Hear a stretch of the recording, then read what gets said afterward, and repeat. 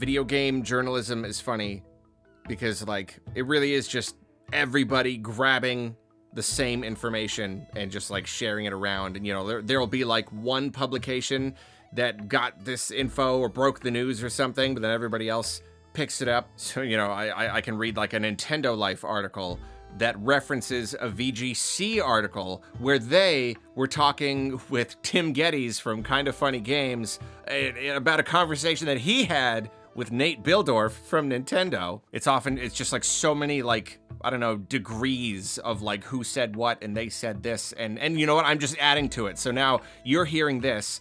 So you can go to your friend and be like, you know what? Arlo said, that Nintendo Life said, that VGC said, that Tim Geddes said, that Nate Bildorf said. I think it's funny. Is it really funny? I don't know, but I think it is. So anyway, Nintendo revealed that we were getting GameCube games on NSO, on Switch 2, which obviously was very fun and wondrous and nice. Happy thing for them to reveal to us. Very happy to finally get GameCube games. And it was interesting that the very, very first game they chose to show off when revealing GameCube on NSO was Wind Waker. Because, I mean, like, it is a really good representative of the GameCube. You look at all the best games on GameCube, the games that really just defined that generation. Wind Waker is right there. Obviously, just a really, really phenomenal game. But obviously it's a little weird because Nintendo released an HD remaster on the Wii U. But then it's not just weird because they released an HD remaster on Wii U. Obviously it's not that weird to like do a remaster or a remake of a game, but still like want to provide people with the original version. It's just a little weirder in the case of Zelda, because they gave us these really phenomenal, just like looked great, just feature-packed new versions of Wind Waker and Twilight Princess on the Wii U. And they were just so good. Like they were just really, really phenomenal remasters in some ways, more than I could have even hoped for. Not just remastering, not just making it look better, but really tweaking some of the actual like in-game stuff to make the experiences better. But that was the Wii U, and not a lot of people had Wii U's, and then the Switch came around, and it was like, all right, well, I mean, this is Wind Waker and Twilight Princess. These are big 3D Zelda games. These are very, very famous and popular games. These are games that will live in the Nintendo canon forever, for eternity. So it was weird to give us such enhanced, definitive versions of these games and kind of just abandon them on the Wii U. And suddenly the Switch comes around, it sells like more than 10 times the number of units, and all of these people are like, we want to play these great games too.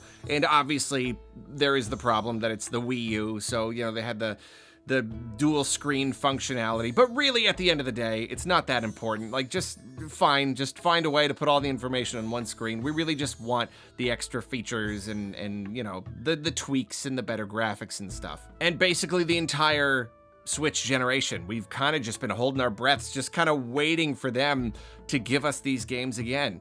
So yes, seeing them use Wind Waker as a way to advertise GameCube games on NSO, it is a little weird, and it does make you think, oh, okay, so we're not getting that anytime soon. You know, like, if they ever did plan on giving us Wind Waker HD again, at the very least, like, obviously, they're not gonna want to do it anywhere close to now. And like, if Wind Waker is on NSO, does that potentially mean that we'll never get the HD version? Well, Tim Geddes from Kinda Funny Games, when he chatted with Nintendo's Nate Bildorf at the New York event that was happening around the whole Switch 2 Direct, he says that he got to talking to him and he basically proposed this question, and he doesn't have like exact quotes or anything. This is more just kind of him recounting what happened after the fact. He says, I also got to sit down with Nate and got to ask a whole bunch of questions, and in typical Nintendo fashion, we didn't get too many answers, obviously. But I did ask if having the Wind Waker on Nintendo Switch Online precludes it from the Switch 2 getting the actual Wii U port at some point. And he was very quick to say, no, All options are on the table. Obviously, nothing's confirmed one way or another, but there are many examples of games that are on Nintendo Switch Online, and you can get them in a different way, whether it's a remake or the same port version or whatever it is. So, interesting that they didn't say it's not happening, but essentially it was never say never. It's Nintendo. And so, I mean, like, maybe it should be obvious that this doesn't mean never, sure. But at the same time, it does kind of feel nice to hear it coming from Nintendo. It's like he said, Nate Bildorf was very quick to say no. Like, very quick to say, this does not mean that the game is never coming. He could have just given we have nothing to say at this time, you know? Like, he could have very easily just deflected the question. But no, he chose to just say, like, never say never, just that. Like, no, this does not mean that it is impossible that we will get these games someday. Realistically, it probably does mean not anytime soon, and perhaps that is enough to be a little bit bummed about, especially because, like, these two Zelda games, they were so, like, I don't know, they were ripe for the picking, you know? Like, Switch got a lot of games, and a lot of older games, and a lot of Wii U ports, and it would have made all the sense in the world. Now you've got this audience that's just hungry for it, especially now with Breath of the Wild and Tears of the Kingdom, making new Zelda fans, getting people to, you know, that was a lot of people's first Zelda game ever. And a lot of these people really want to play the older ones too. And we did end up getting Skyward Sword HD, and that's cool.